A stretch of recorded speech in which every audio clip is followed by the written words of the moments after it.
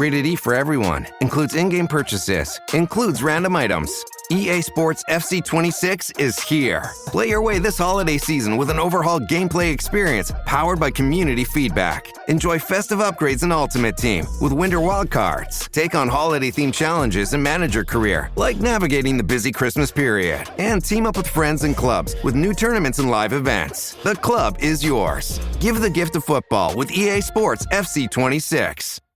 This podcast is brought to you by Carvana. Carvana makes car selling fast and easy from start to finish. Enter your license plate or VIN and get a real offer in seconds, down to the penny. If you accept, Carvana will come pick up your car from your driveway. Or you can drop it off at one of our car vending machines. Either way, you get paid instantly. It's fast, transparent, and 100% online. Car selling that saves your time. That's Carvana. Carvana. Pickup fees may apply. ¿Te has parado a pensar alguna vez por qué la Biblia dice cosas que nadie en su sano juicio incluiría en un libro sagrado? En serio, si fuera una invención humana hecha para controlar a las masas o manipular a la gente con miedo y culpa, como dicen muchos, ¿por qué habría de contener tantos errores explícitos? ¿Por qué los autores, si querían convencer a alguien, mostrarían los defectos escandalosos de sus propios héroes, traiciones vergonzosas, decisiones absurdas e incluso momentos de duda y profunda desesperación?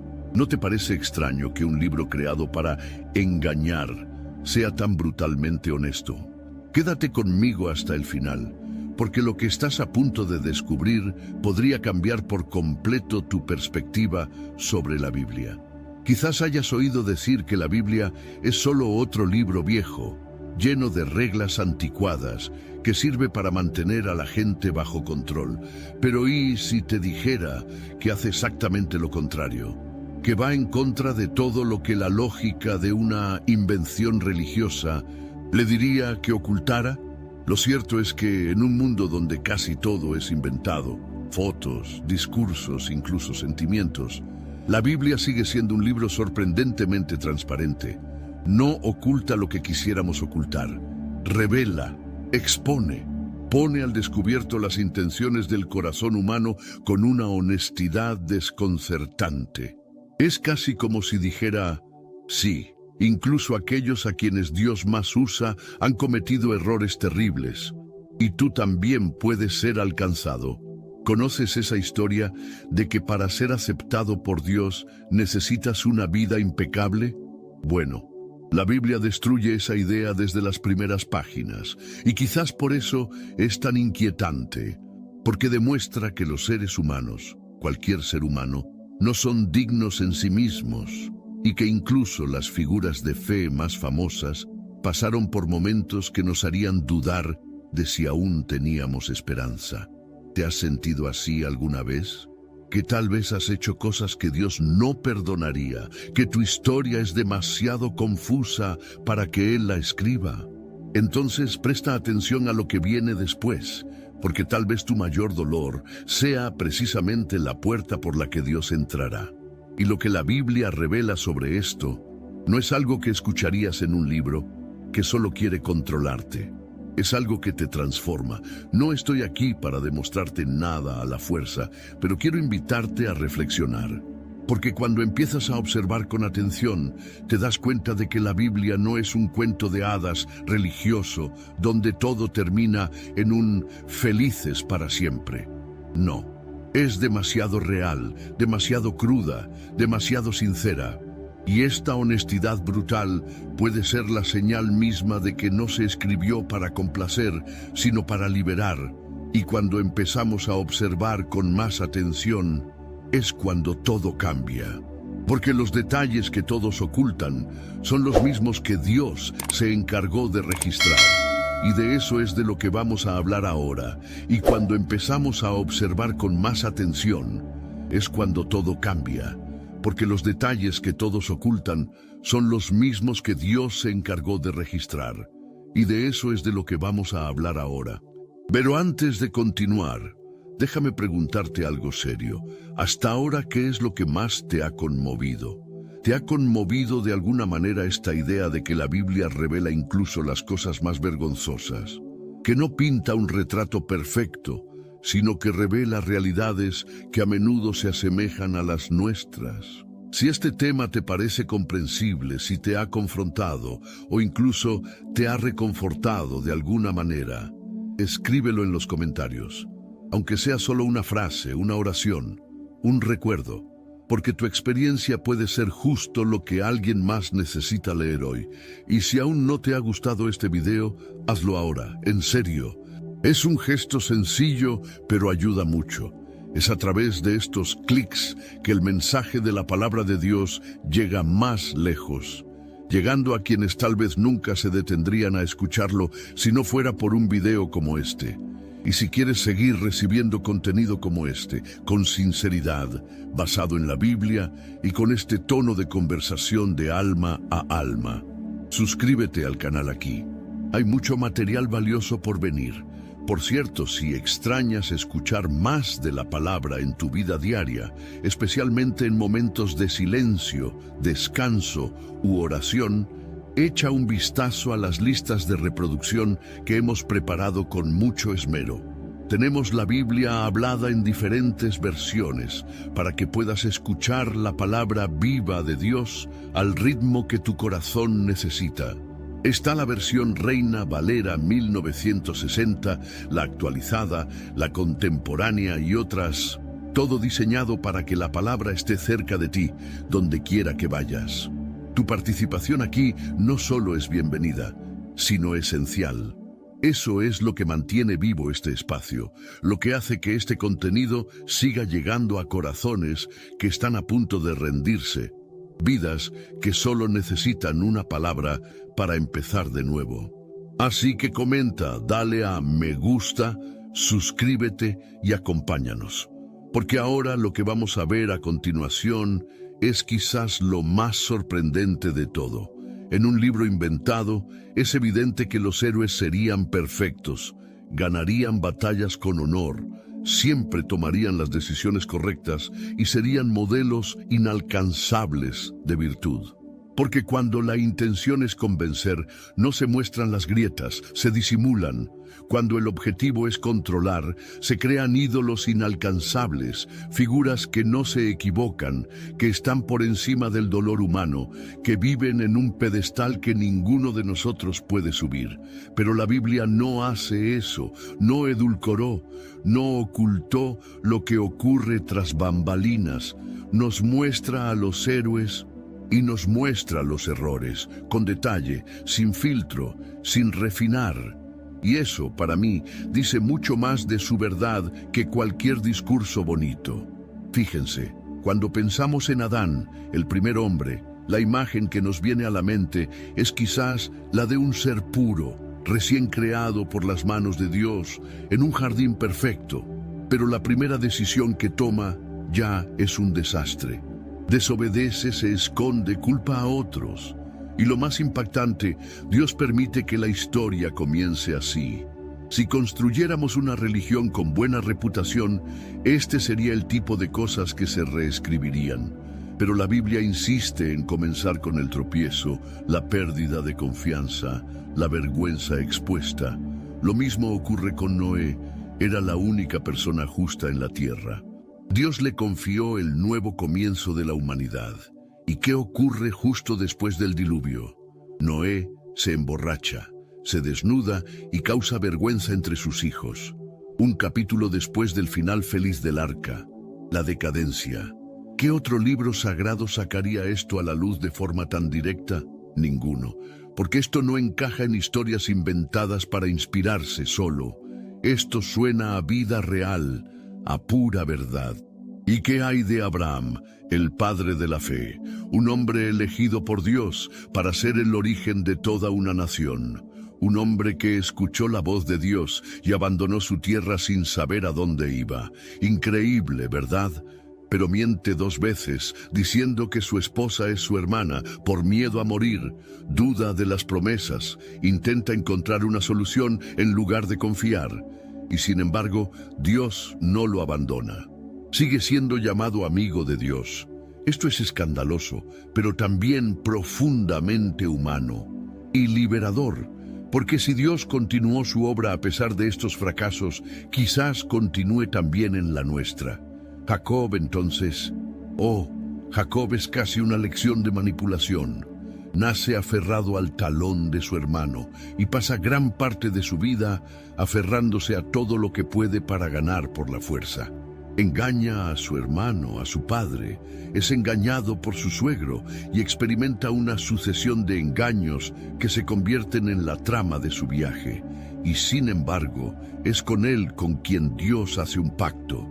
Es a él a quien Dios se le aparece en una noche misteriosa para luchar hasta el amanecer.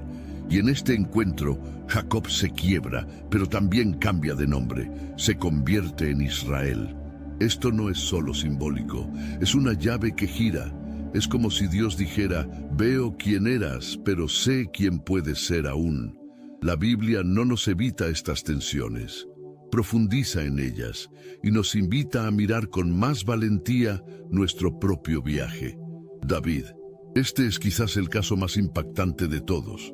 Si le preguntaras a cualquier niño en la escuela bíblica quién era David, responderían rápidamente, el pastor que derrotó a Goliat, el rey elegido por Dios, el hombre conforme al corazón de Dios. Pero si sigues leyendo, la imagen se desmorona. David deseó a la esposa de otro hombre, se acostó con ella, la embarazó y luego planeó la muerte de su esposo. Esto no es un tropiezo, es un colapso moral. Y todo está ahí registrado, la traición, la mentira, el encubrimiento, el asesinato, y luego la reprimenda, el arrepentimiento, las consecuencias, el dolor, el perdón. Si esta historia fuera ficticia, esta parte se habría editado, pero está ahí, como una cicatriz abierta, un recordatorio de que incluso los más altos pueden caer, y que incluso los caídos pueden levantarse de nuevo. Leer estos relatos con atención resulta casi incómodo. Es como asomarse a páginas íntimas, diarios personales, momentos de fracaso que a nadie le gusta mostrar. Y al mismo tiempo, hay algo profundamente esperanzador en ello, porque la Biblia no intenta engañarnos con personajes perfectos. Nos revela que Dios no actúa a pesar de nuestros fracasos, obra a través de ellos, que no busca historias pulcras, escribe redenciones sobre los escombros. Hay algo poderoso en comprender que los grandes nombres de la fe experimentaron crisis emocionales, impulsos destructivos y decisiones desastrosas. Que Elías, tras enfrentarse a los profetas de Baal con una valentía sobrenatural, se escondió en una cueva y pidió morir. Que Jonás intentó huir de su misión y se resintió cuando Dios fue misericordioso.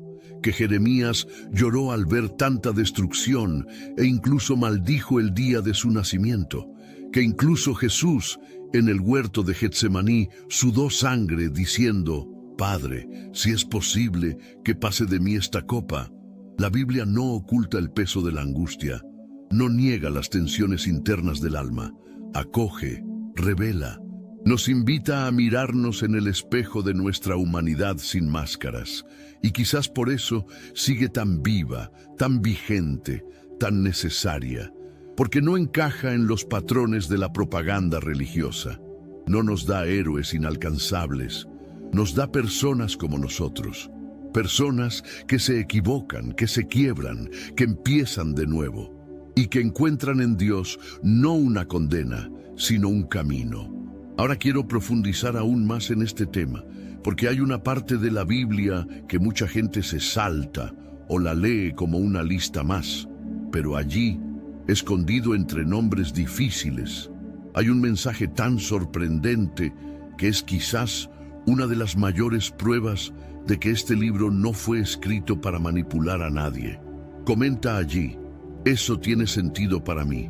Ahora quiero profundizar aún más en este tema, porque sinceramente, ¿qué historia creada con el objetivo de convencer a alguien comenzaría con un fracaso? ¿Qué libro, si se escribiera solo para manipular, presentaría a sus protagonistas tropezando desde la primera página? Eso es lo que hace que la narrativa del Génesis sea From writer-director Rian Johnson, The Holy Grail. A perfectly impossible crime. Wake Up Dead Man has critics singing its praises. God help me. Anything else? It's a deliciously entertaining mystery. That's nice. It's certified fresh. It's a miracle! Okay, you're freaking me out now. It's the best Knives Out movie yet. This case is solvable, right? Oh, you'll see. It's fun. Wake Up Dead Man, a Knives Out mystery starring Daniel Craig, now playing on Netflix. This episode is brought to you by eBay. Buying parts for your car? You'll know that will it work feeling. But on eBay, buying parts is different. eBay's free returns means if it doesn't fit, or if it isn't what you expected, you just print a label, drop it off, and get your refund fast. No haggling, no stress, and at least 30 days to return any eligible item. Millions of parts, free returns. eBay. Things people love. Eligible items only. Exclusions apply. tan intrigante y tan real. Porque la historia de la humanidad, según la Biblia, no comienza con un imperio, un rey glorioso ni una serie de victorias espirituales. Comienza con dos seres humanos cometiendo errores. Adán y Eva, recién creados por las manos de Dios, colocados en un jardín perfecto, con todo a su alcance, excepto un solo árbol. Y es precisamente este árbol el que eligen. Es curioso cómo este detalle transmite tanta profundidad. La escena es de plenitud, comunión, abundancia, y sin embargo, triunfa el deseo de lo prohibido. Lo tenían todo, y sin embargo, sentían que algo les faltaba. Esto no suena a un relato religioso idealizado. Suena a la esencia del corazón humano, siempre tratando de llenar un vacío con lo que no puede o no debe tener. La forma en que se narra esta caída también revela una capa de impresionante lucidez. La serpiente no aparece con cuernos ni amenazas. Viene con duda, con seducción disfrazada de lógica. ¿De verdad dijo Dios eso? Esa es la semilla, la sutil deconstrucción de la confianza. Y honestamente, así es como comienza gran parte de la destrucción hasta el día de hoy. No con grandes explosiones, sino con pequeñas grietas en la confianza, con un susurro que dice, ¿estás seguro de que esto está realmente mal? La Biblia lo expone sin edulcorarlo, no lo justifica, no lo idealiza, pero tampoco lo oculta. Y lo que ocurre tras la caída es aún más desconcertante. Adán y Eva se dan cuenta de que están desnudos y se esconden. Intentan cubrir su vulnerabilidad con hojas, como quien intenta resolver un problema existencial con una solución cosmética. Esto es tan humano, tan visceral, tan actual, porque ¿quién no ha intentado ocultar el dolor con una distracción? ¿Quién no ha intentado tapar un error con una excusa? ¿Quién no se ha puesto una hoja pensando que sería suficiente? Pero Dios no los ignora. Les pregunta, ¿dónde están? Esa simple pregunta tiene un profundo impacto, no porque Dios no supiera dónde estaban, sino porque quería que supieran dónde habían terminado, espiritualmente, emocionalmente, existencialmente. Esta es una de las grandes revelaciones de la narrativa bíblica. Dios no huye de nuestro fracaso, nos encuentra en nuestro fracaso, nos llama en medio de nuestro fracaso. Nos pregunta dónde estamos, no para condenarnos, sino para llamarnos de vuelta. Ahora bien, si piensas en cómo funcionan otras narrativas religiosas o ideológicas, te das cuenta de que este comienzo es extremadamente arriesgado, porque no construye una imagen idealizada del ser humano. Demuestra que, incluso en la perfección, somos capaces de elegir lo que nos destruye. No es un contenido fácil de digerir, pero quizás precisamente por eso tiene tanto impacto, porque confronta la raíz, toca la herida, y al mismo tiempo ofrece algo más allá del dolor. La secuencia de esta historia tampoco es nada sutil. Las consecuencias son duras, hay expulsión, hay ruptura, hay dolor, pero también hay promesa. Dios no abandona. Viste a Adán y a Eva con pieles, lo cual, en el lenguaje simbólico de la Biblia, es el comienzo de un plan de restauración. El primer sacrificio, la primera verdadera cobertura, no de hojas, sino de algo más profundo.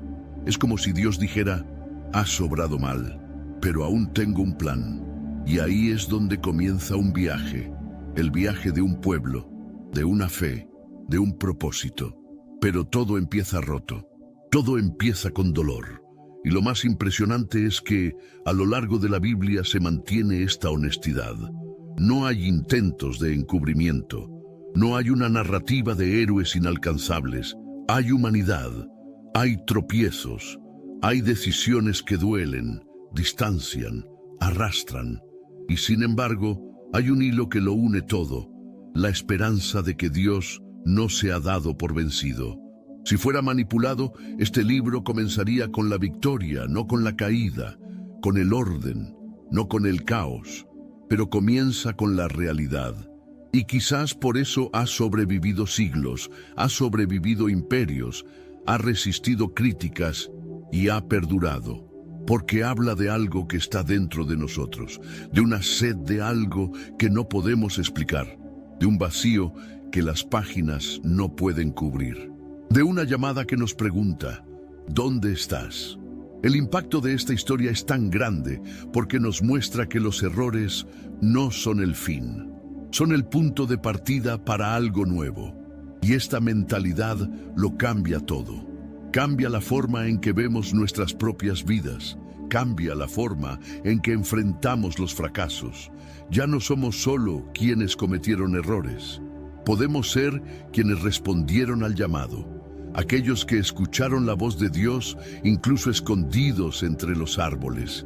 Aquellos que descubrieron que, por mucho que cayeran, siempre hay un camino de regreso.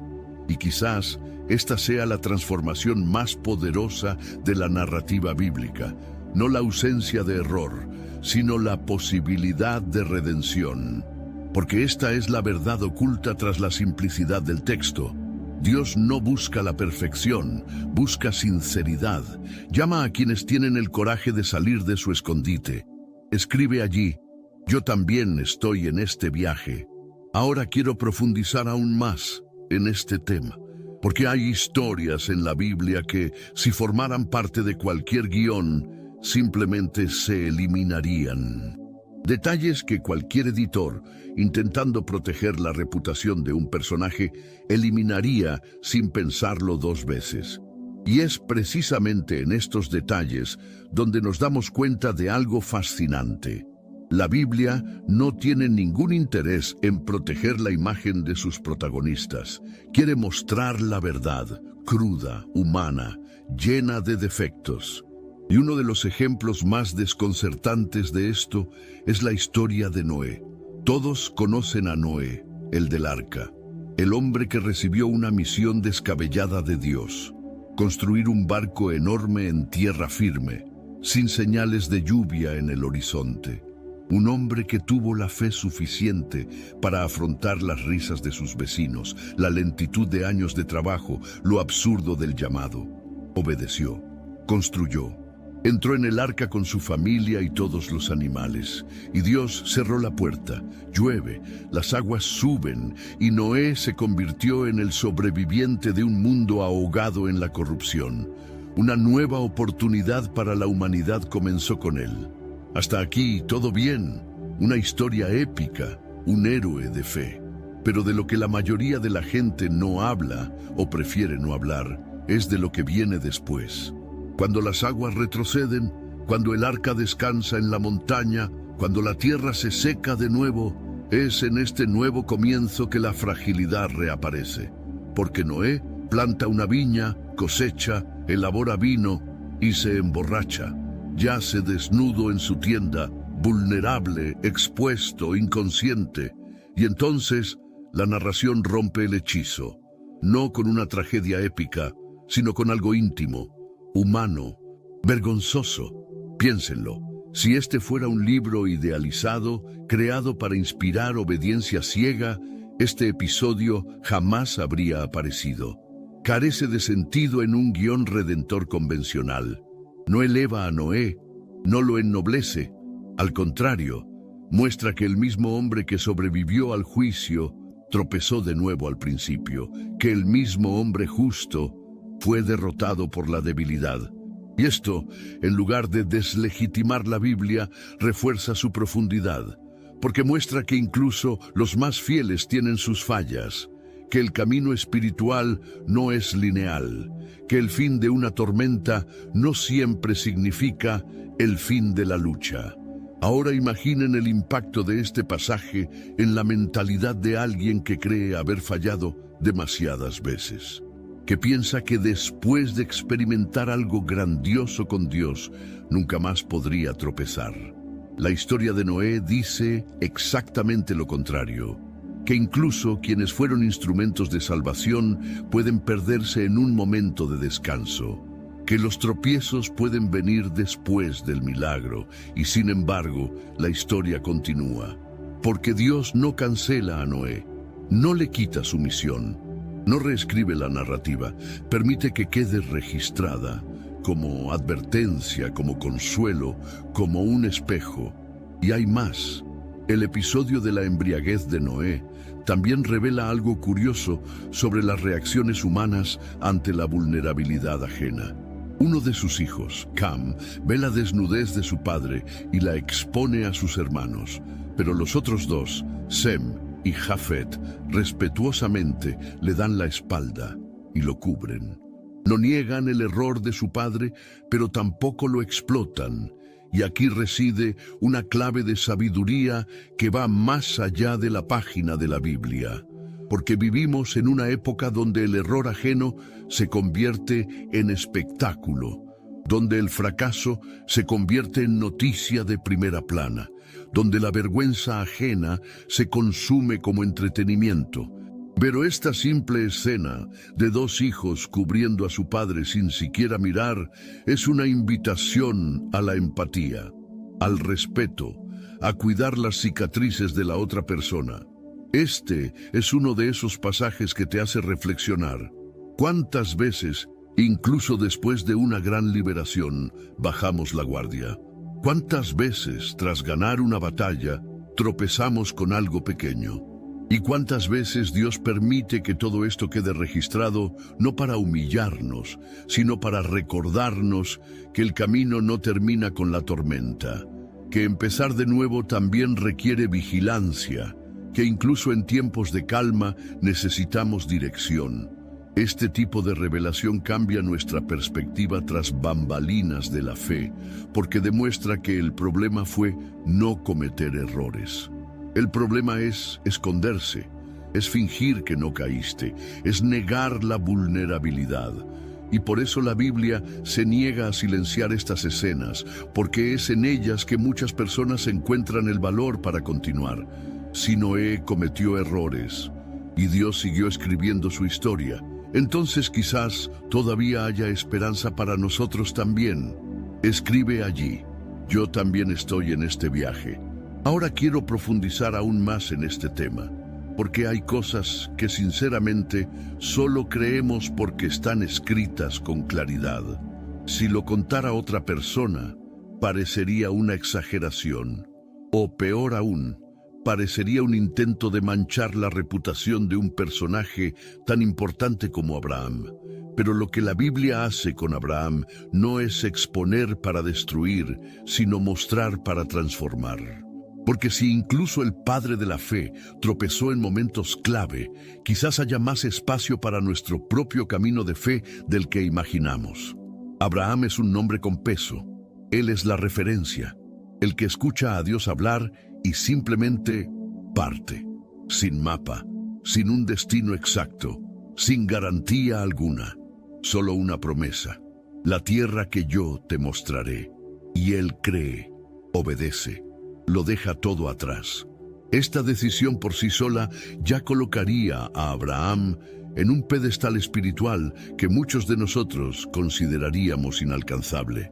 Pero entonces la Biblia nos sorprende con un cambio radical en el guión, y vemos la otra cara del hombre que creyó, la cara que tenía miedo, la cara que mintió, y lo más desconcertante, no lo hace solo una vez, lo hace 2 veces. La primera mentira ocurre en Egipto. Abraham está con su esposa Sarai y sabe que es hermosa. When the holidays start to feel a bit repetitive, reach for a Sprite Winter Spiced Cranberry and put your twist on tradition. A bold cranberry and winter spice flavor fusion, Sprite Winter Spiced Cranberry is a refreshing way to shake things up this sipping season.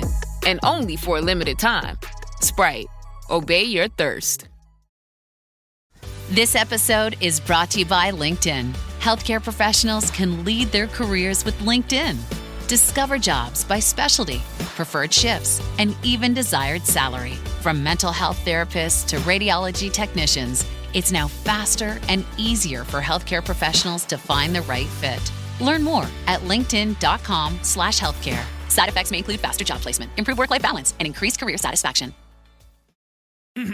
Oh, Hilton stay, your beds are soft and cozy. No lumpy couch, no stiff futon, no shower line at crack of dawn. Oh, Hilton stay, a holiday you're saving. When you want holiday comfort you can count on, it matters where you stay. This season, enjoy spacious, comfortable rooms and friendly service when you book with Hilton instead. Hilton for the stay. Tan hermosa que teme que los egipcios lo maten para tenerla. Así que, en lugar de confiar en la promesa, la anticipa. Le pide a Sarai que diga que es su hermana. Así, no corre ningún riesgo. La llevan al palacio del faraón. Y Abraham prospera. Eso es lo más impactante, porque la mentira incluso parece funcionar. Por fuera, todo parece ir bien, pero por dentro algo falla. Y Dios, que ve lo que los ojos no ven, interviene. El faraón descubre la verdad y expulsa a Abraham de allí. Y podríamos pensar que esta experiencia nos habría servido de aprendizaje. Pero más tarde, Abraham repitió el mismo error. En otra tierra, con otro rey, la misma historia. Di que eres mi hermana. De nuevo. Es en este momento que la Biblia nos revela una verdad oculta que a nadie le gusta admitir. La fe y el miedo conviven en un mismo corazón. La obediencia y la inseguridad van de la mano. Incluso quienes han escuchado la voz de Dios pueden a veces vacilar. Y Dios sigue presente, no como alguien que pasa de largo, sino como alguien que insiste en cumplir lo que prometió, incluso cuando tropezamos en el camino. Esta tensión entre la confianza y la duda, entre la valentía y el instinto de supervivencia, es un reflejo de muchos de nosotros. ¿Cuántas veces has estado seguro de lo que Dios dijo, pero aún así sentiste miedo? ¿Cuántas veces has tomado decisiones que parecían racionales y estratégicas, pero que en el fondo ocultaban un corazón inseguro? Abraham no mintió por maldad, mintió por ser humano, porque temía lo que podría perder. Y aquí es donde la Biblia rompe con nuestros conceptos de la espiritualidad como un ideal inalcanzable. Si este fuera un libro autopromocional, estos episodios no existirían. Abraham sería un ejemplo impecable de fe constante, pero lo que la narración nos muestra es un proceso, un viaje. Y todo viaje de transformación pasa por fases de duda, decisiones apresuradas, momentos de revelación y vergüenza. Y sin embargo, Dios continúa con Abraham, reafirma la promesa, renueva el pacto, multiplica su descendencia. No porque Abraham lo mereciera, sino porque Dios ya lo había decidido. El impacto de esto es inmenso, porque cambia por completo nuestra perspectiva sobre lo que significa caminar con Dios. No se trata de nunca caer, se trata de continuar, incluso después de haber caído. Se trata de afrontar con honestidad lo que ocurre tras bambalinas en la fe. Y reconocer que a veces los mayores actos de fe vienen después de nuestros mayores errores. Esa redención no se basa en nuestro desempeño, sino en la decisión de Dios de apoyarnos. Y hay algo aún más profundo en esta historia. Sarai, la esposa, pasa por todo esto en silencio. 2 veces es llevada a un lugar peligroso, involucrada en una mentira que no creó y sin embargo permanece. Y más tarde, se convierte en la madre de Isaac. Este es también un retrato del silencio del dolor que muchas personas cargan. De personas que se ven afectadas por las decisiones de otros, pero que siguen siendo parte del plan de Dios. Y que, aunque están heridas, siguen siendo honradas por Él en la historia. Cuando miramos a Abraham con estos ojos, la historia deja de ser la de un héroe infalible. Se convierte en la de alguien que a pesar del miedo dio pasos, a pesar de cometer errores, continuó, y a pesar de vacilar, se sostuvo. Esto tiene mucho más que ver con la vida real que con cualquier narrativa idealizada, porque la fe que perdura es la que reconoce sus propias fallas y continúa a pesar de todo. Comenta allí, eso tiene sentido para mí. Ahora quiero profundizar aún más en este tema, porque la historia de Jacob es una de esas que desestabilizan cualquier idea de que Dios solo usa a los buenos, a los justos, a los rectos. De hecho, si se detiene a observarla con calma, se dará cuenta de que esta narración es, a la vez, escandalosa y reveladora. Porque no se trata de un simple malentendido ni de un tropiezo en el camino.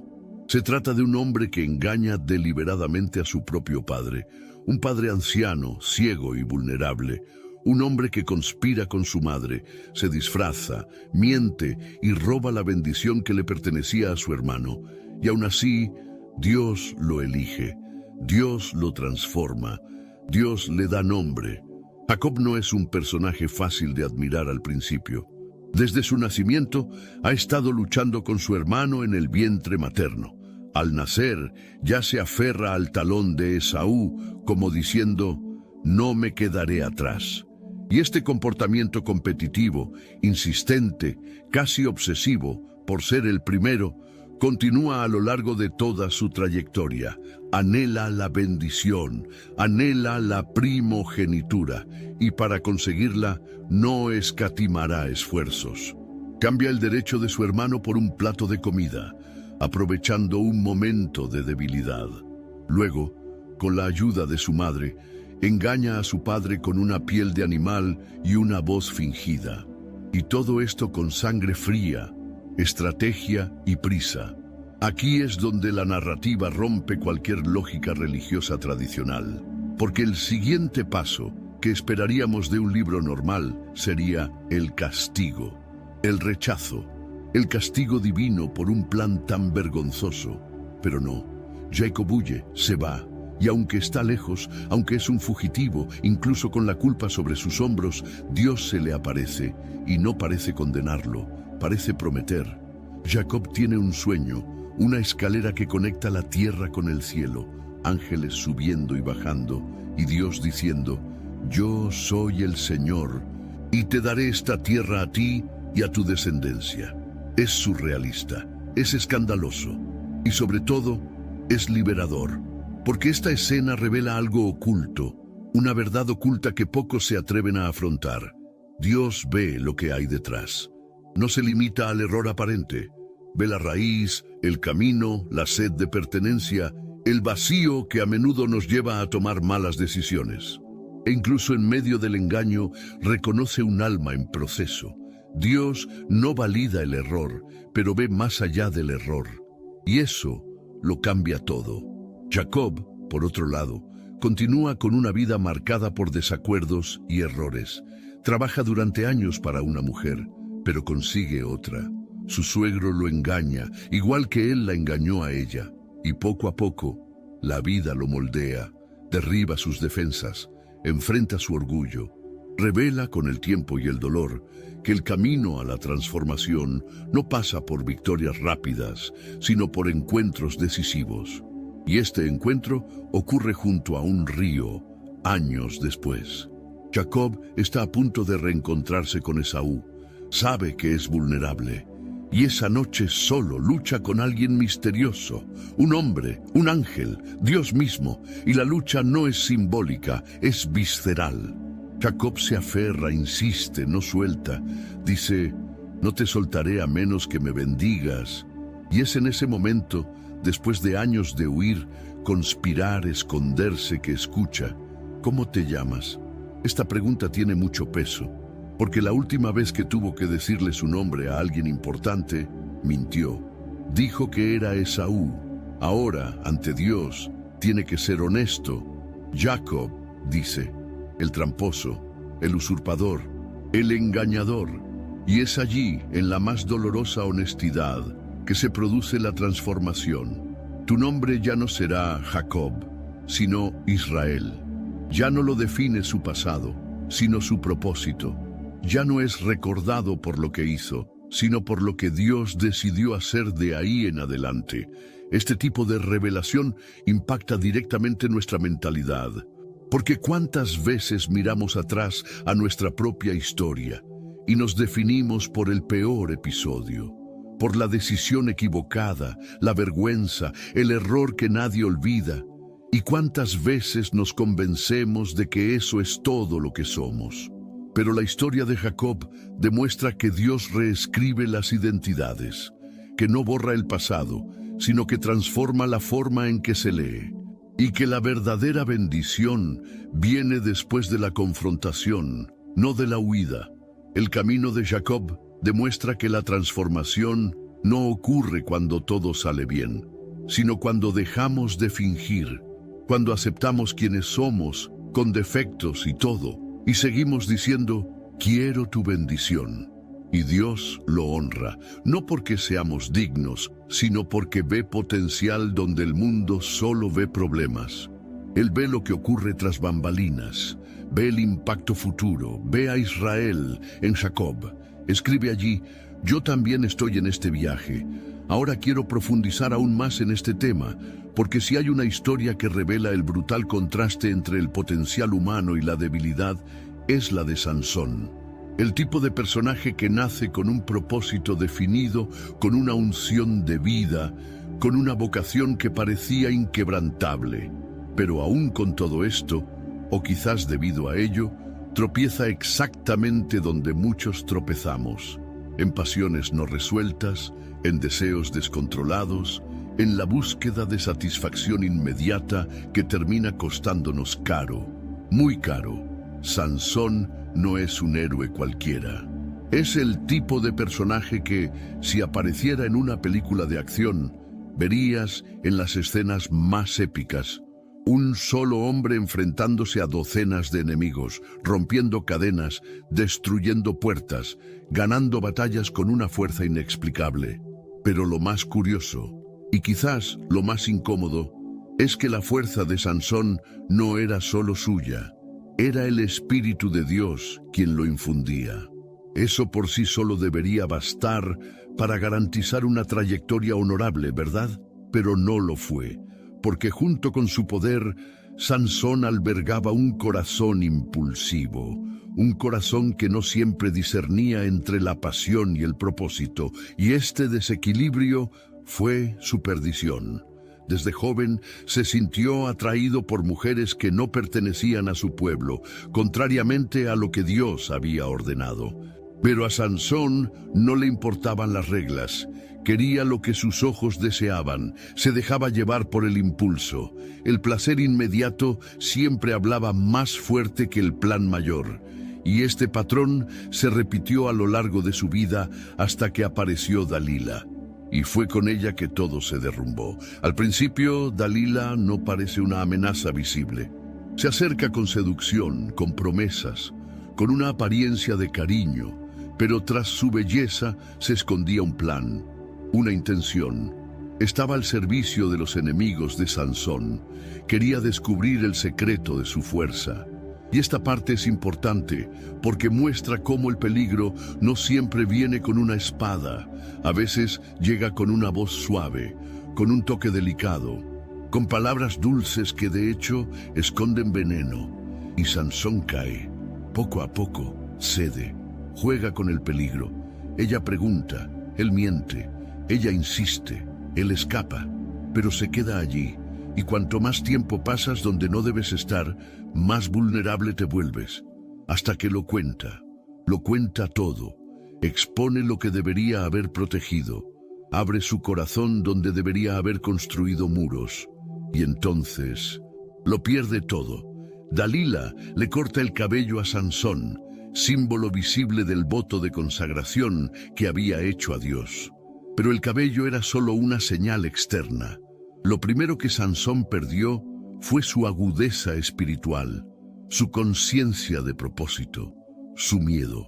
Al despertar, ya estaba rodeado por los filisteos. Intentó contraatacar, pero el Espíritu de Dios ya no estaba con él. Y esta es una de las frases más tristes de la Biblia. No sabía que el Señor... The holidays mean more travel, more shopping, more time online, and more personal info in more places that could expose you more to identity theft.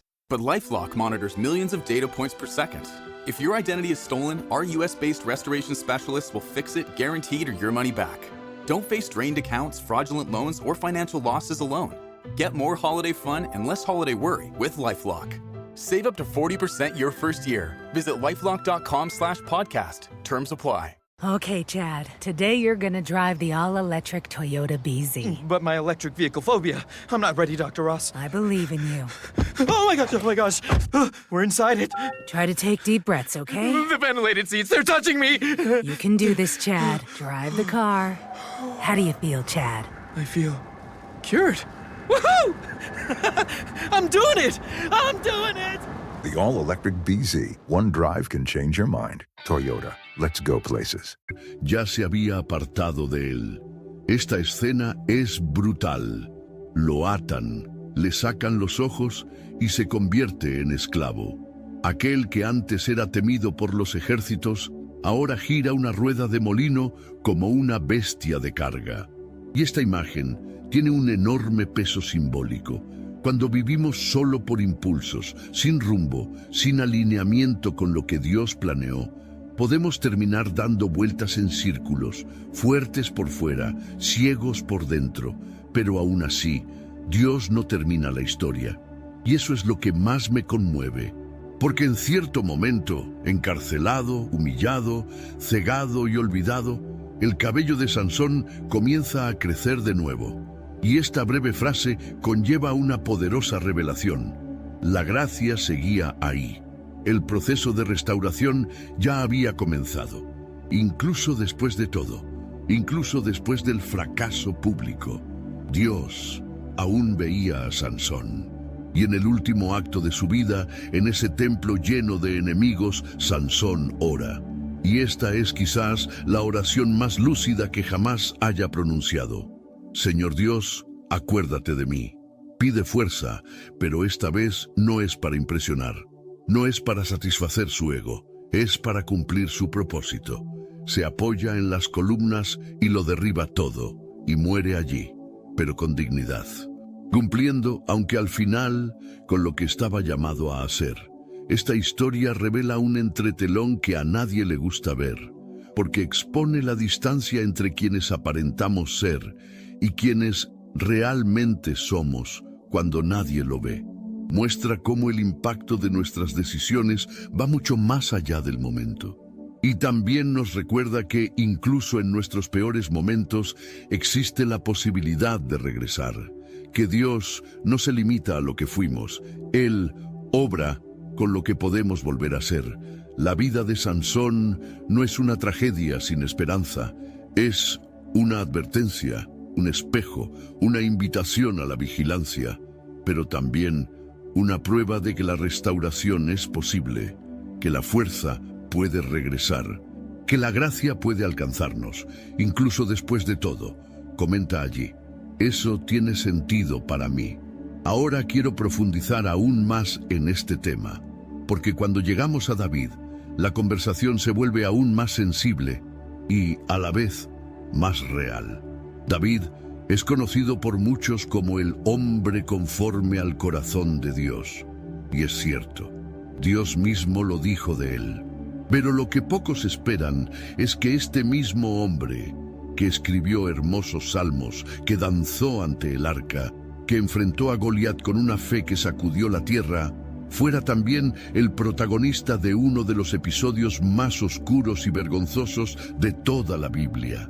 Y lo más sorprendente, la Escritura no oculta, no suaviza, no justifica. Al contrario, lo deja claro, eran tiempos de guerra. Los reyes salían a luchar, pero David se quedaba en el palacio. Y eso dice mucho. Cuando empiezas a alejarte de donde deberías estar, creas espacio para el vacío. Y el vacío, si no se llena con propósito, se llenará de deseo. David sube a la azotea, mira a lo lejos y ve a Betsabé bañándose.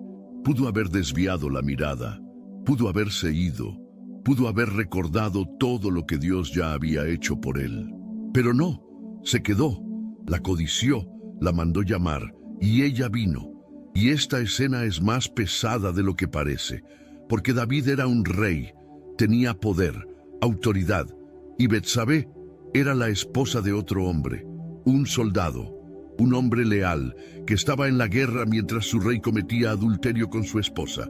David se acuesta con ella. Entonces ella envía un mensaje diciendo: «Estoy embarazada». A partir de ese momento, comienza una serie de decisiones que muestran cómo el pecado nunca viene solo. Siempre arrastra más cosas consigo. David intenta traer a Urías de vuelta a casa para que pueda dormir con su esposa y pensar que el niño es suyo. Urías, honorable, se niega. Dice que no puede disfrutar de la comodidad del hogar mientras sus compañeros están en el campo de batalla. David entonces intenta emborracharlo. Aún así, Urías se mantiene firme. ¿Y qué hace David? Escribe una carta ordenando que Urías sea colocado al frente de la batalla en el lugar más peligroso y luego abandonado. Y la carta es entregada por el propio Urías, llevando la sentencia de muerte en sus manos sin saberlo. Muere, y David respira aliviado. Cree haberlo resuelto todo. Se casa con Betsabé. Pero entonces llega Natán, el profeta, y no viene a señalar con el dedo, viene con una historia sobre un hombre rico que, teniendo muchos rebaños de ovejas, le quita el único cordero a un hombre pobre. David se enfurece, dice que ese hombre debe morir. Y entonces Natán dice: «Ese hombre eres tú». Este momento es un punto de inflexión, porque David pudo haberse escondido, pudo haber culpado a otros, pudo haber negado, pero recobra la cordura y dice: «He pecado contra el Señor». Y eso lo cambia todo, porque no es el error lo que define a David, es la respuesta al error. Es cómo lidia con la verdad cuando lo confronta. Y sí, hay consecuencias. El hijo muere, el dolor invade el palacio, pero el arrepentimiento es genuino. David escribe el Salmo 51, y allí se desgarra el alma. «Crea en mí, oh Dios, un corazón limpio, y renueva un espíritu recto dentro de mí». No intenta ocultarlo, no intenta justificarlo. Se entrega a los brazos de la misericordia. Este es uno de esos pasajes que no tiene ningún sentido dentro de la lógica de un libro manipulado. Porque si alguien quisiera presentar a David como un héroe perfecto, lo ocultaría, cortaría este capítulo, omitiría este colapso moral. Pero la Biblia hace lo contrario. Muestra al héroe desnudo, muestra al hombre quebrantado, muestra la verdad tal como es. Porque el propósito de la palabra de Dios nunca fue mostrar santos impecables, sino revelar pecadores redimidos. Hombres y mujeres reales, con luchas reales, errores reales, y sin embargo tocados por la gracia. Esto tiene un gran impacto en nuestra mentalidad. Vivimos en una cultura que intenta ocultar defectos, disimular imperfecciones y mantener las apariencias. Pero aquí hay un Dios que no solo ve lo que hay detrás, sino que te invita a sacarlo todo a la luz. Es más, no te abandona por tus errores. Te acompaña en la restauración. No borra lo sucedido, sino que transforma su significado en tu camino. David continuó siendo rey. Dios continuó usándolo. Y su historia nos recuerda que nuestro mayor desastre no tiene por qué ser nuestro fin. Puede ser el punto de partida para algo nuevo, una verdadera transformación de adentro hacia afuera. Escribe en los comentarios: yo también estoy en este viaje. Ahora quiero profundizar aún más en este tema, porque al llegar a la figura de Salomón, la conversación deja de lado la emoción y se adentra directamente en la contradicción. Aquí tenemos a un hombre que recibió una sabiduría sin igual, que tuvo un comienzo prometedor en su reinado lleno de honor, temor de Dios y sentido de responsabilidad.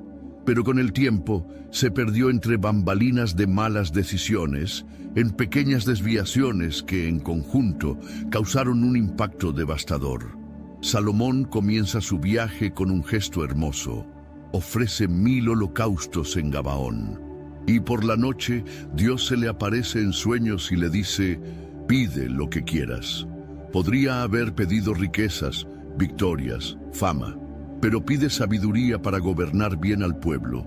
Y esto agrada tanto a Dios que no solo concede sabiduría, sino también riqueza, honor, paz en los territorios y expansión de las fronteras.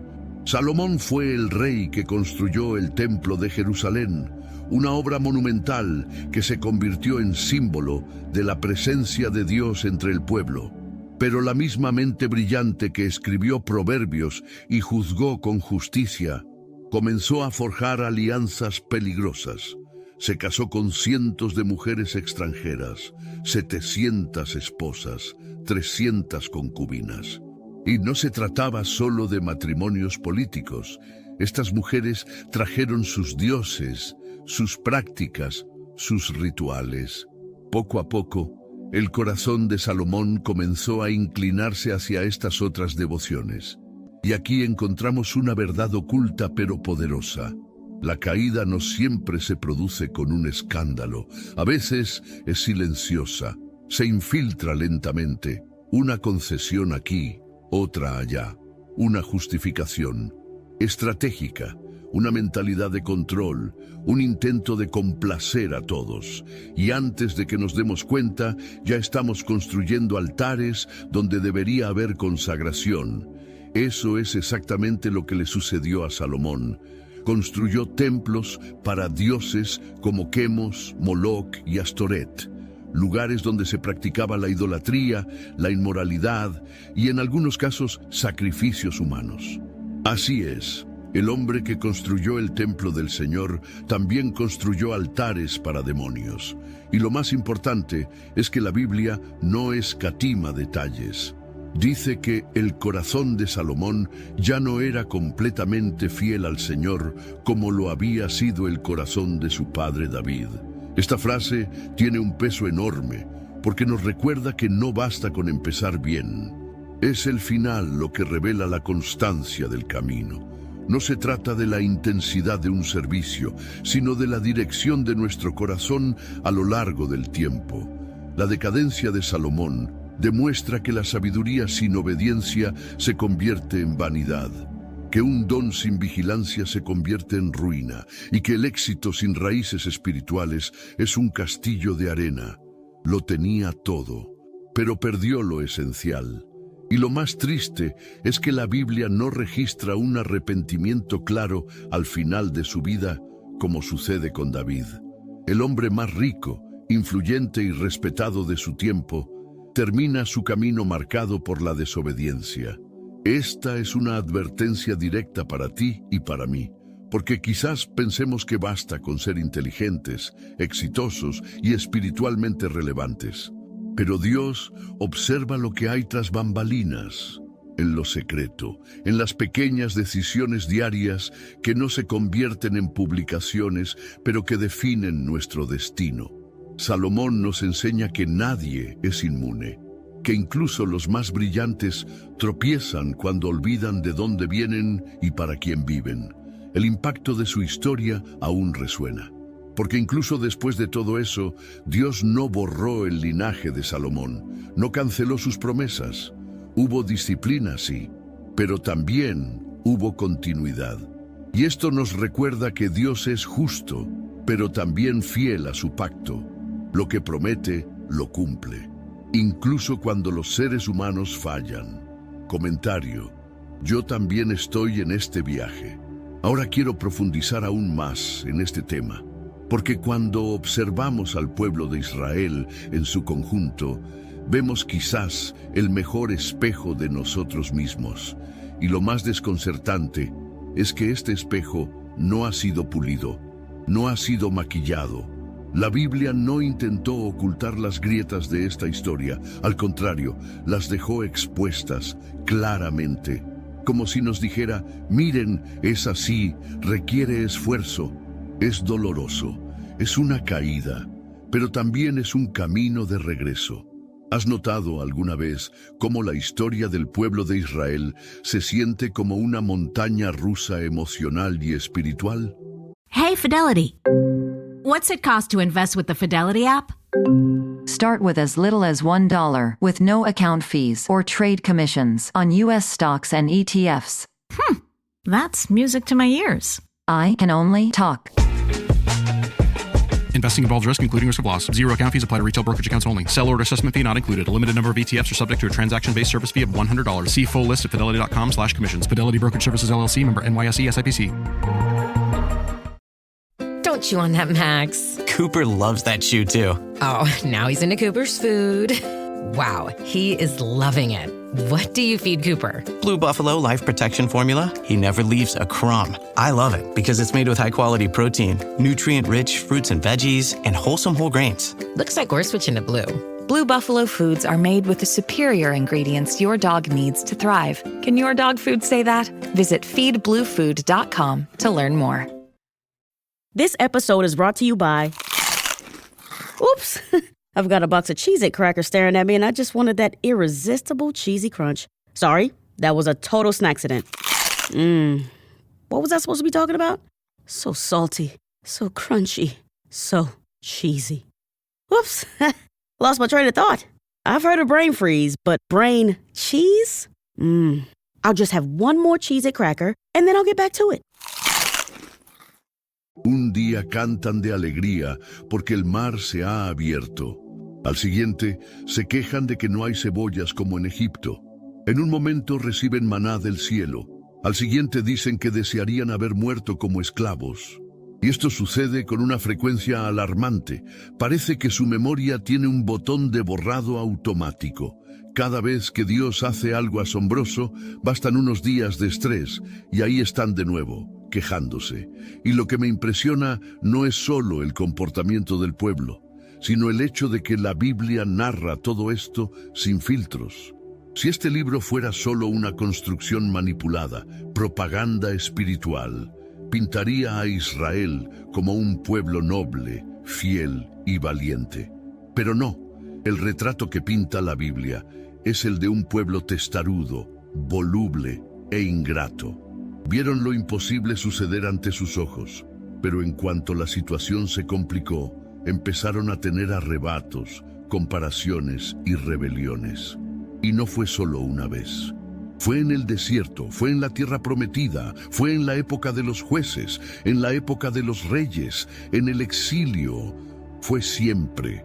El episodio del becerro de oro, por ejemplo, es uno de los momentos más absurdos y desconcertantes. Moisés está en la montaña recibiendo los mandamientos directamente de Dios, y mientras tanto, abajo, la gente funde oro para hacer un ídolo. Y lo peor, lo llaman el Dios que los sacó de Egipto. ¿Qué quieres decir? Acaban de salir de una de las mayores demostraciones de poder divino de la historia y ya le dan crédito a una estatua hecha por ellos mismos. Esto no es solo idolatría, es amnesia espiritual, es una crisis de identidad. Y sin embargo, Dios no los destruye, los corrige sí, se enoja sí, pero insiste, los acompaña, los guía. La verdad oculta que muchos no ven aquí es que Dios no cuenta la historia de Israel solo para hablar de ellos. Revela un patrón humano que abarca generaciones, porque nosotros hacemos lo mismo. Hoy damos pasos de fe y mañana dudamos. Celebramos la presencia de Dios en un servicio y lo olvidamos en nuestra rutina. Prometemos ser fieles en tiempos de angustia, pero en cuanto pasa el dolor, volvemos a nuestras viejas costumbres Y lo que más me sorprende es que aún con todo esto, Él sigue amándonos, sigue llamándonos, sigue escribiendo.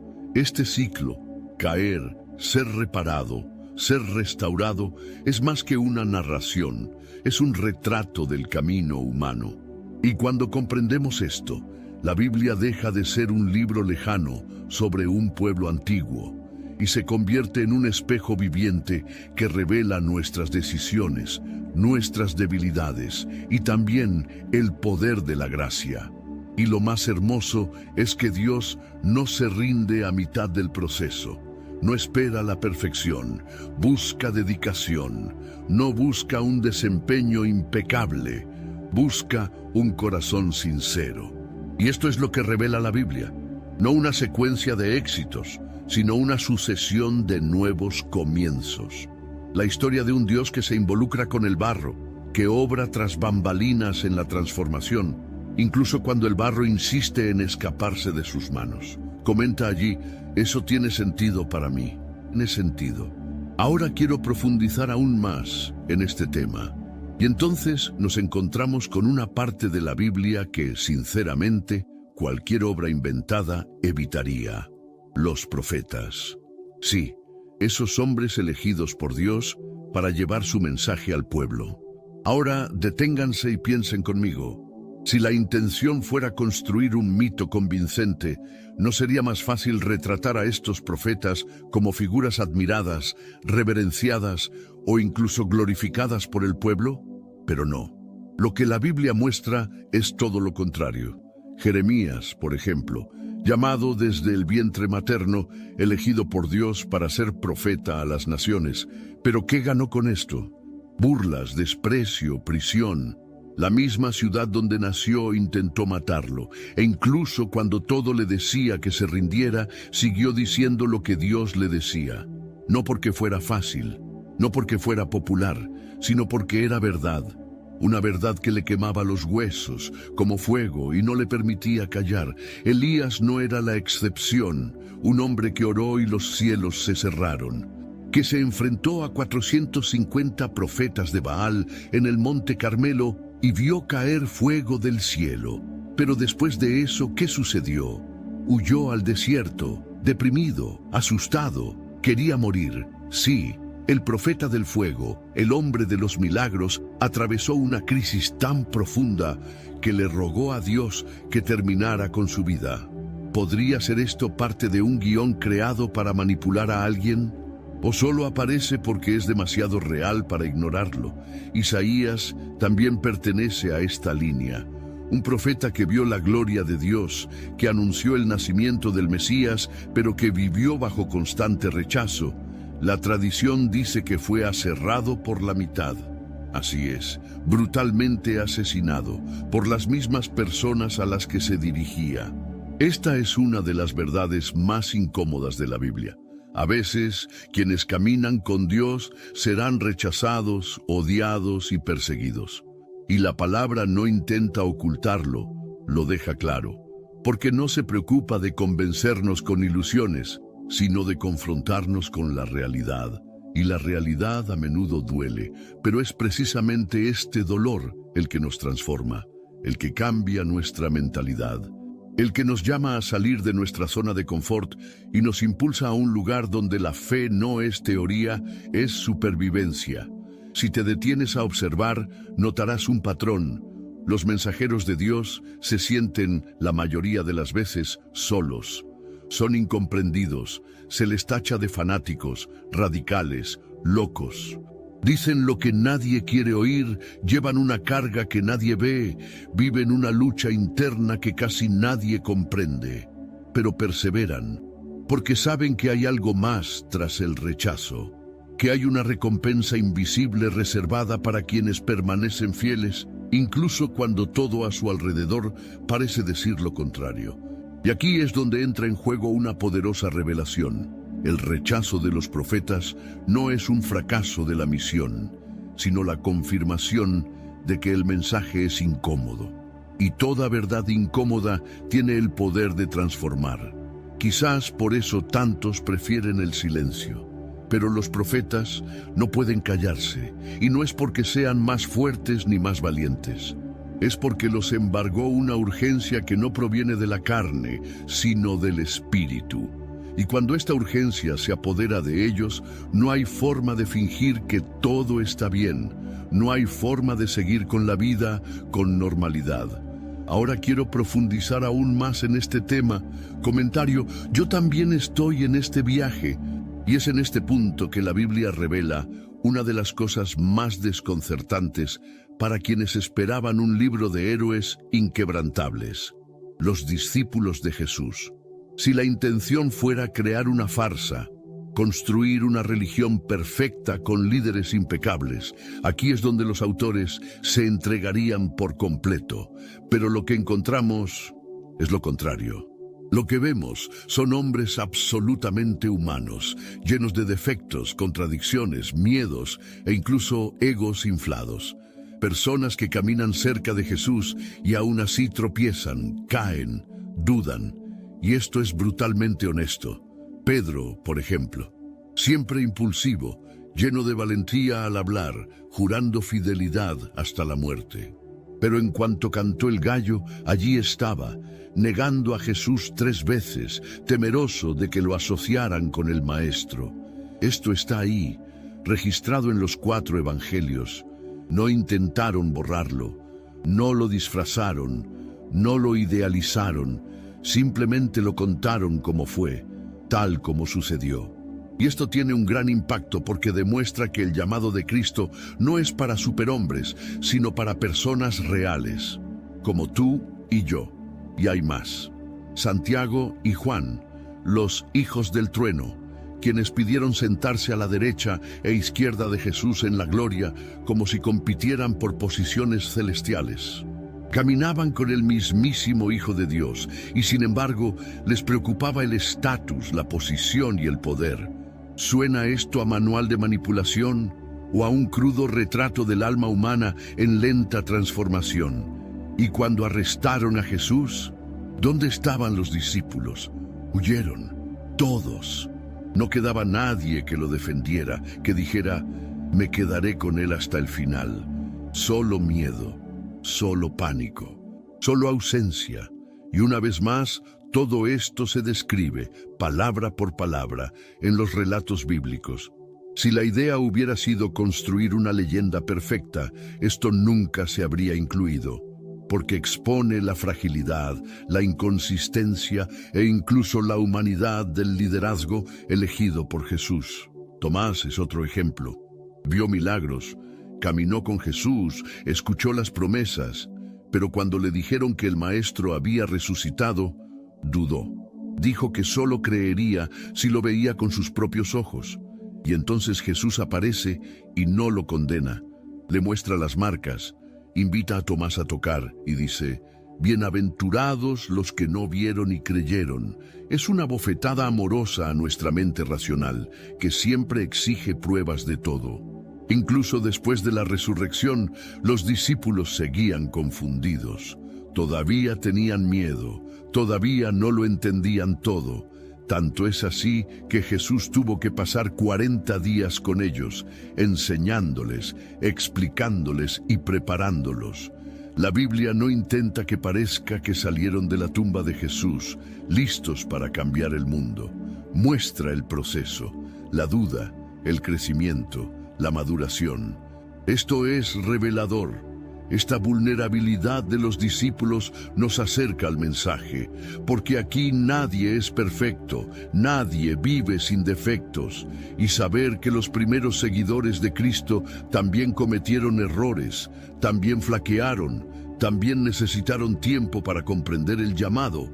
Esto libera, esto sana. Esto demuestra que el Evangelio no exige perfección, transforma en medio de la imperfección.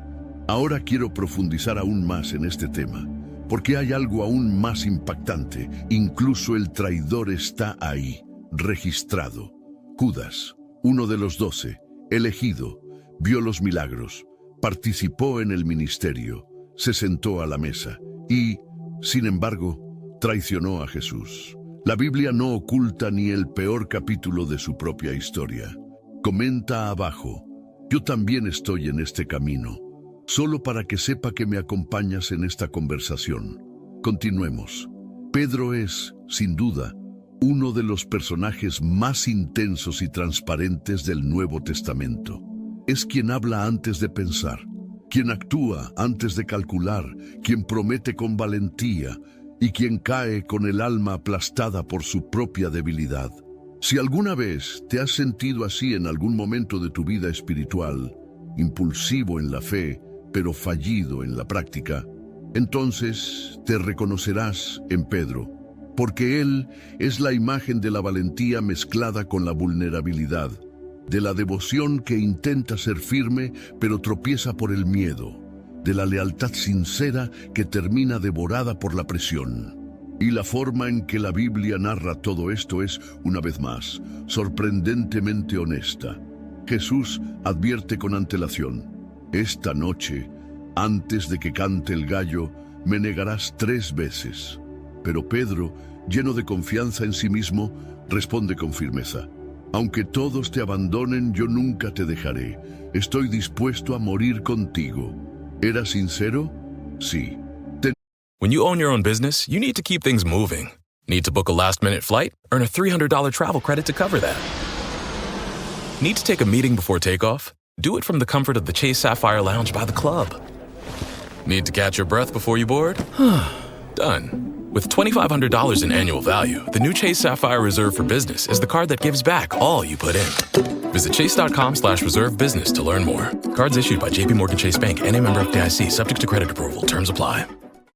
With new, gentler scented Clorox disinfecting wipes, clean finally smells as good as it feels. On everything from lamps to ceiling fans, even on your kid's toy shark. Oh, ouch. Clorox disinfecting wipes, now available in crisp lemon. Find it on Amazon. Clorox, clean feels good. ¿Tenía la fuerza suficiente para llevarlo a cabo? No. Y es precisamente aquí donde comienza la revelación, la diferencia entre la intención y la verdadera capacidad. En el momento más tenso, cuando Jesús es arrestado en Getsemaní, Pedro aún intenta luchar. Saca su espada y le corta la oreja a un soldado. Pero poco después, al ver que no puede controlar la situación, que el asunto se le ha escapado de las manos, el miedo lo domina. Y a medida que avanza la noche, su valor se derrumba. 1, 2, 3 veces dice: no conozco a este hombre. La misma boca que prometió morir al lado del maestro, ahora lo niega con maldiciones y desesperación. Y el gallo canta. Esta canción resuena como una sentencia, pero también como un espejo, porque allí Peter se ve a sí mismo. Por primera vez, quizá, comprende la magnitud del abismo entre quién quiere ser y quién es realmente. Y llora amargamente. No es un llanto teatral, es el tipo de llanto que nace de la vergüenza más profunda, del reconocimiento de la propia caída, del impacto de comprender que la ruina no vino de un enemigo externo, sino de dentro. Pero veamos lo que la Biblia hace con esto. No detiene la historia de Pedro en un fracaso, no termina su camino en un tropiezo. Jesús, resucitado, busca a Pedro, lo persigue, y en el mismo escenario donde Pedro lo había negado 3 veces, Jesús lo invita a reafirmar su amor 3 veces. Pedro, ¿me amas?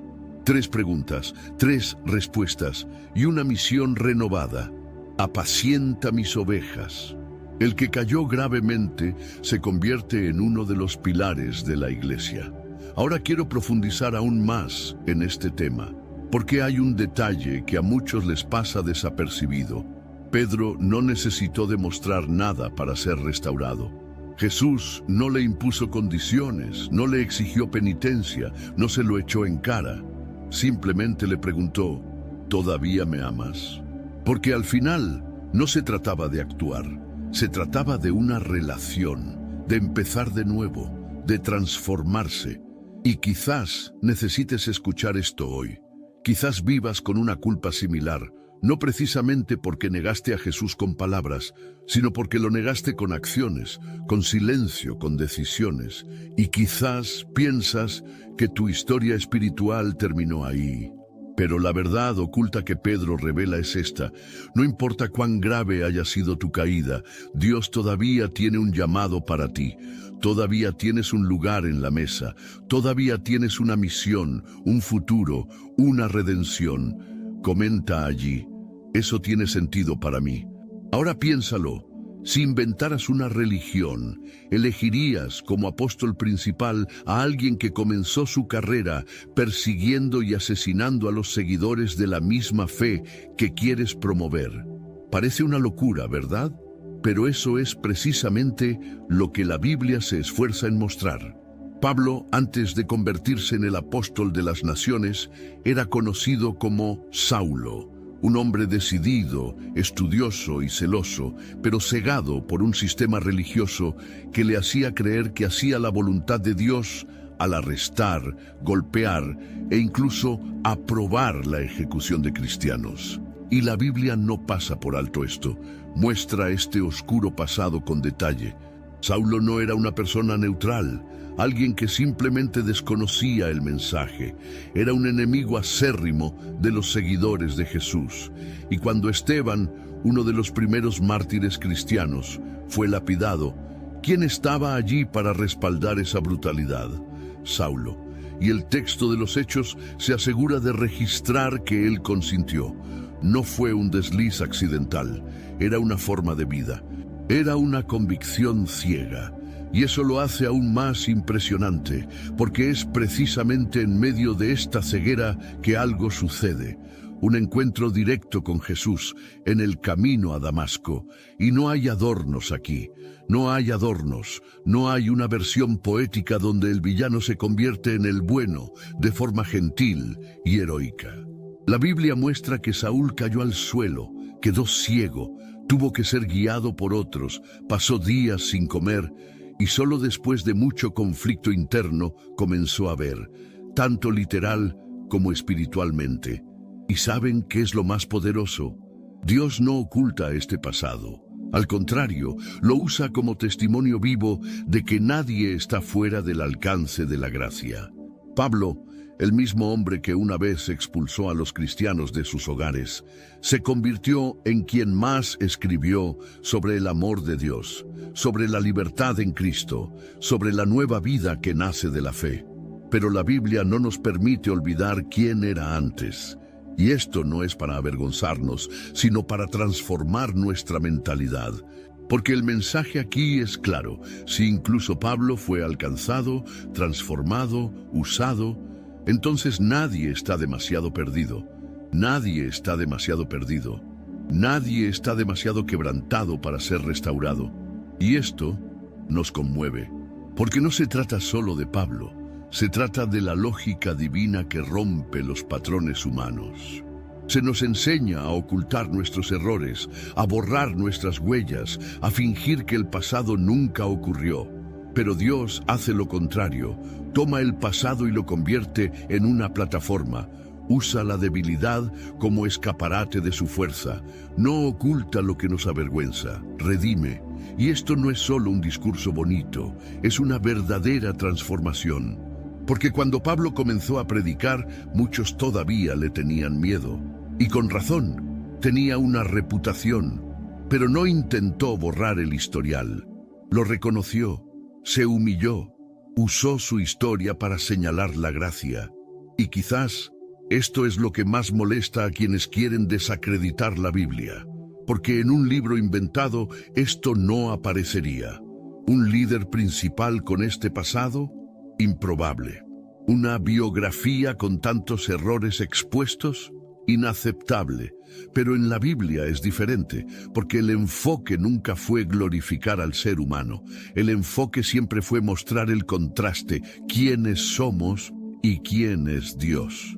Ahora quiero profundizar aún más en este tema, porque si incluso los líderes cometieron errores, imaginen lo que revela la Biblia sobre la propia misión de Jesús y cómo incluso eso fue rechazado por muchos desde el principio. Revela algo sobre el corazón humano y sobre el propósito divino. Comenta allí, eso tiene sentido para mí. Y aquí llegamos a una de las partes más incómodas y a la vez más liberadoras de nuestro recorrido por las páginas de la Biblia. Porque después de ver a todos estos personajes con sus defectos tan humanos, después de ahondar en las contradicciones, las caídas, las decisiones dudosas, las decepciones públicas y los errores privados, ¿qué queda? ¿Cuál es la conclusión inevitable cuando uno mira todo esto honestamente? La respuesta no es cómoda, pero sí poderosa. Solo la verdad tiene el coraje de exponerse de esta manera.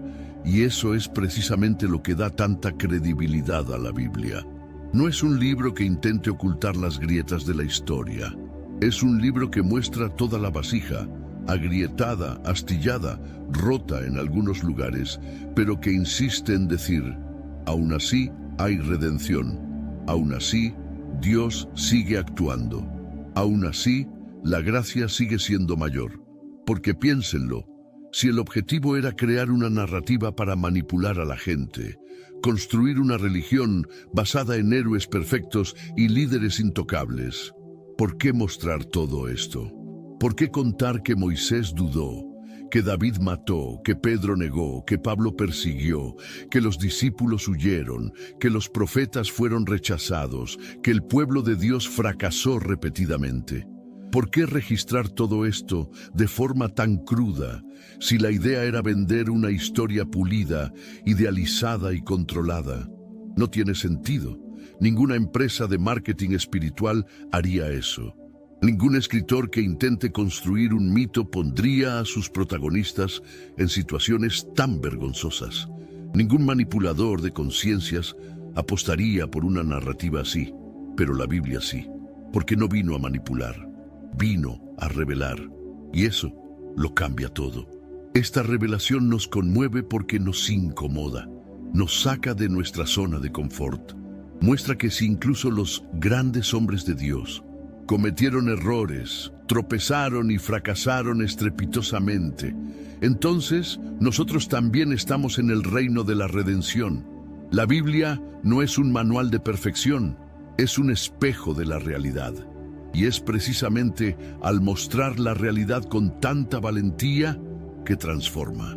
Porque solo cuando enfrentas la verdad puedes cambiar verdaderamente. Solo cuando ves el caos puedes comprender la belleza de la restauración. Solo cuando ves las fallas puedes comprender la profundidad del perdón. Este es el punto que cambia la mentalidad de quienes lo leen. Rompe con la idea de que la fe es un juego de apariencias. Desmantela la fantasía de que la religión se trata solo de seguir reglas y quedar bien. Arranca la máscara del moralismo vacío y la reemplaza con algo mucho más genuino, una invitación a la verdadera transformación. Una transformación que no comienza cuando finges ser perfecto, sino cuando admites que necesitas ayuda. Cuando aceptas que, al igual que los personajes de la Biblia, también tienes tus caídas, tus miedos, tus malas decisiones, pero aún así hay esperanza. Y quizás este sea el mayor impacto del mensaje bíblico. No adula el ego, sino que confronta el alma. No dice que todo está bien con nuestra condición. Muestra que estamos lejos de ello, pero que hay un camino de regreso. Nos enfrenta a una verdad que no consuela, sino que libera. Y cuando comprendes esto, empiezas a ver la Biblia de otra manera.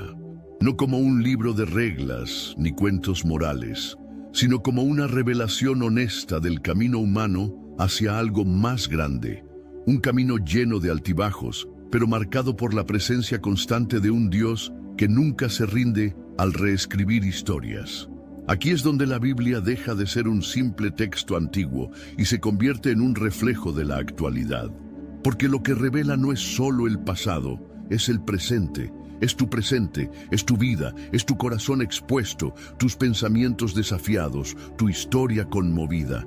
Y todo esto sucede no a pesar de los defectos de los personajes, sino precisamente gracias a ellos, porque son estos defectos los que nos conectan, los que nos hacen comprender: si Dios no los abandonó, tampoco me abandonará a mí. ¿Has notado esto? ¿Te has parado a pensar que exponer estas fallas no es una debilidad de la Biblia, sino su mayor fortaleza? Porque solo la verdad tiene el coraje de exponerse. Solo la verdad puede resistir el examen desde todos los ángulos. Solo la verdad permanece en pie después de siglos de ataques, críticas, distorsiones, escepticismo y dudas. Y la Biblia sigue aquí, sigue en pie, sigue diciendo lo mismo, sigue revelando al mismo Dios. Un Dios que no encubre el pecado, sino que ofrece redención. Un Dios que no finge que todo está bien, sino que interviene en el caos y lo reconstruye. Si has llegado hasta aquí, es porque algo en este contenido te conmovió profundamente. Y mira, no es poca cosa. Hemos vivido historias intensas, verdades que muchos evitan afrontar, y aún así te quedaste. Esto demuestra una sed de profundidad, la valentía de ver la esencia de las cosas y, quizás, un corazón dispuesto a transformarse. Así que, si este tipo de contenido te hace sentir bien, te hace reflexionar y te ayuda en tu camino, suscríbete al canal. Es gratis, no te hace daño, y te garantizamos que seguirás recibiendo mensajes que te llegan al alma. Además, aprovecha para dejar un comentario abajo con la frase: "Estoy con Jesús hasta el final". Eso es todo. Así que sé que me has acompañado hasta ahora. Y mira, eso también me anima a seguir adelante. Y si en algún momento de este video sentiste que este mensaje era para ti, dale a me gusta. Es una señal silenciosa de que la conexión fue real. Y si todo esto ha despertado en ti el deseo de entregarte a Jesús, quiero guiarte ahora en una oración sencilla pero sincera. Háblame así, con el corazón abierto. Señor Jesús, reconozco que te necesito. Hoy comprendí que conoces mis faltas y que aún me amas. Creo que moriste por mí y resucitaste.